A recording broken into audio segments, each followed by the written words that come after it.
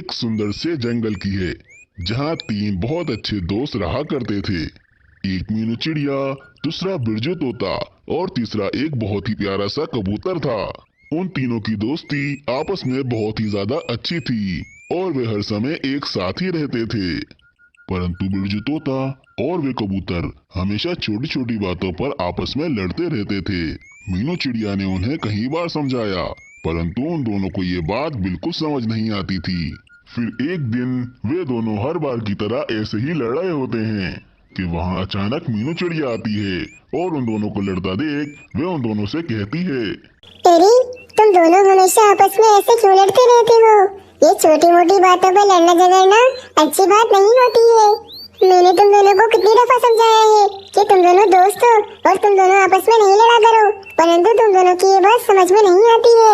फिर मीनू चिड़िया की बात सुनकर वे बिरजू तोता कहता है, अरे मीनू चिड़िया, झगड़ा तो हमेशा ये कबूतर नहीं शुरू करता है। मैं तो बेचारा भोला हूँ और मैं तो उससे लड़ाई भी नहीं करता हूँ, ये खुद ही मुझसे पंगे लेता रहता है। अरे हाँ, पता है मुझे तुम कितने बड़े भोले हो। तुम ही हमेशा मुझसे फटा करते हो और अब मीनू चिड़िया के सामने कह रहे हो कि लड़ाई मैं करता हूँ। दोनों के बीच में इस बात को लेकर एक बार फिर से लड़ाई शुरू हो जाती है, परंतु मीनू चिड़िया समझदार थी। वे कहती है, अरे भाई, ये दोनों तो बहुत बड़े मूर्ख हैं। मुझे इन दोनों की लड़ाई में नहीं पड़ना चाहिए क्योंकि ये दोनों कभी सुधरने वाले नहीं हैं। ऐसा कहकर मीनू चिड़िया वहाँ से उड़ जाती है और वे दोनों लड़ते ही रहते हैं। फिर उन दोनों को झगड़ा करते करते कुछ दिन ऐसे ही निकल जाते हैं और फिर एक दिन कबूतर तोते से झगड़ा कर कर अकेला ही एक जगह पर बैठा हुआ होता है। अरे ये बिरजू तोता अपने आप को क्या समझता है? मेरा दोस्त ही तो क्या हर वक्त मुझसे लड़ाई ही करता रहेगा। मैं इस तोते के बगैर अकेले भी खेल सकता हूँ और तो और मैं इस पूरे जंगल में घूम भी सकता हूँ। फिर ऐसा कहकर वे कबूतर अकेले ही हवा में उड़ने लगता है। अरे देखो, मैं अकेले ही इस हवा में उड़ रहा हूँ और तो और मैं पूरा जंगल भी घूम रहा हूँ। मुझे ऐसे दोस्तों की बिल्कुल जरूरत नहीं है जो कि मुझसे लड़ाई ही करते रहते हो। बातों बातों में कबूतर ये देख नहीं पाता कि उसके सामने एक बहुत बड़ा और विशाल दरख्त होता है और वे कबूतर जाने अनजाने में उस दरख्त की झाड़ियों में बुरी तरह फंस जाता है। अरे मर गया रे, मैं तो इस दरख्त की झाड़ियों में बुरी तरह फंस गया हूँ। ये दरख्त मुझे नजर ही नहीं आया। पता नहीं ये विशाल दरख्त मेरे सामने कैसे आ गया। अरे मैं क्या करूँ? इन झाड़ियों से मैं खुद को आजाद कैसे करूँ? फिर वे कबूतर खुद को झाड़ियों से आजाद करने की बहुत कोशिश करता है, परंतु हर बार वे कबूतर नाकाम ही रहता है। फिर उस कबूतर के पास मदद के लिए पुकारने के अलावा कोई चारा नहीं बचता, इसलिए वे मदद के लिए चिल्लाने लगता है। अरे मीनू चिड़िया, बिरजू तोता, तुम दोनों कहाँ हो? मैं यहाँ बहुत बुरी तरह फंस गया हूँ। मुझे यहाँ से निकालो ना।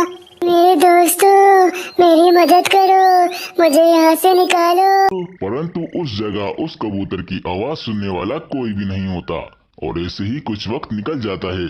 कुछ समय बाद वहाँ पर एक बुलबुल आकर बैठती है जहाँ पर वे कबूतर फंसा हुआ होता है और कबूतर को ऐसे देखकर वे बुलबुल उस पर बहुत ज्यादा हंसने लगती है। अरे कबूतर, तुम्हारा ये हाल कैसे हो गया और तुम झाड़ियों में इतनी बुरी तरीके से कैसे फंस गए हो?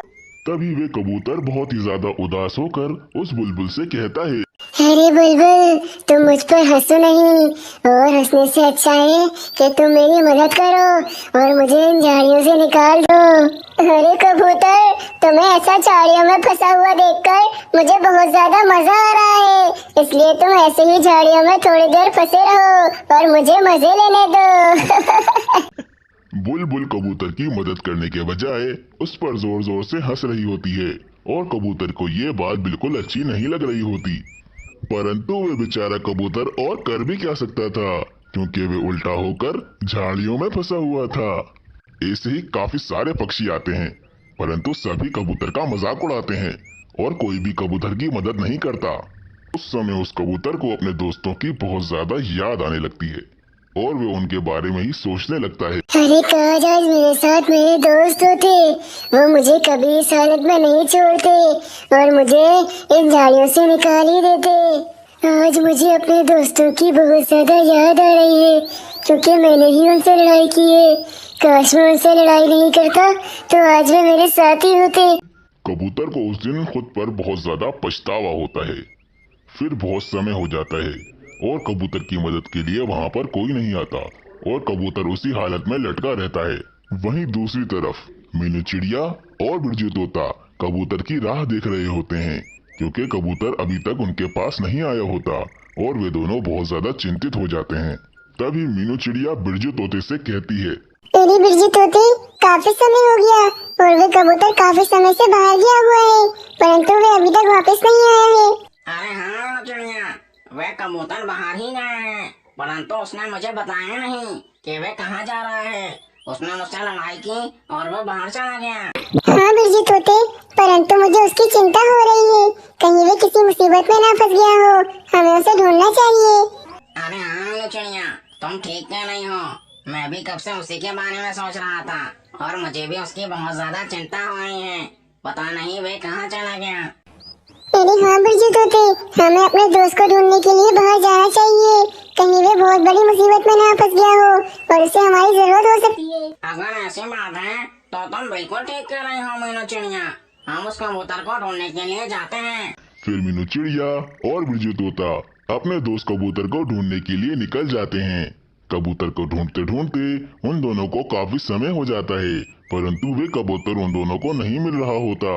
फिर काफी समय तक ढूंढने के बाद वे कबूतर उन दोनों को एक झाड़ियों में फंसा हुआ नजर आता है और वे दोनों उसके पास आकर बैठ जाते हैं।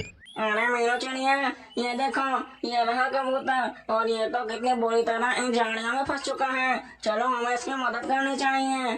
फिर बिना किसी देरी के मीनू चिड़िया और बिरजू तोता उस कबूतर को दरख्त की फंसी हुई झाड़ियों से निकाल देते हैं और झाड़ियों से निकलने के बाद वे कबूतर काफी हल्का महसूस करने लगा। भी बिरजू तोता उस कबूतर से पूछता है, अरे कबूतर, तुम कैसे हो और तुम कितने समय से यहाँ पर ऐसे फंसे हुए हो और तुम्हें कहीं चोट तो नहीं लगी? अरे हाँ कबूतर, पता नहीं तुम यहाँ कितने समय से इस उल्टे झाड़ियों में फंसे हुए होगे, हमें तुम्हारी मदद करने के लिए बहुत पहले आना चाहिए था, हमें बहुत देर हो गई।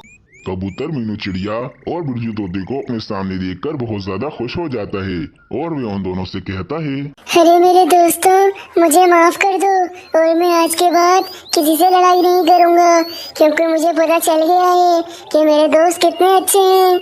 कबूतर की बात सुनकर बिरजू तोता भी उससे कहने लगता है, अरे कबूतर, सिर्फ तुम्हारी गलती नहीं है, मैंने भी तुमसे बहुत लड़ाइयाँ की हैं, इसलिए तुम मुझे भी क्षमा कर दो। मुझे ऐसा बिल्कुल नहीं करना चाहिए था और मुझे भी आज अपनी दोस्ती की अहमियत पता चल गई है।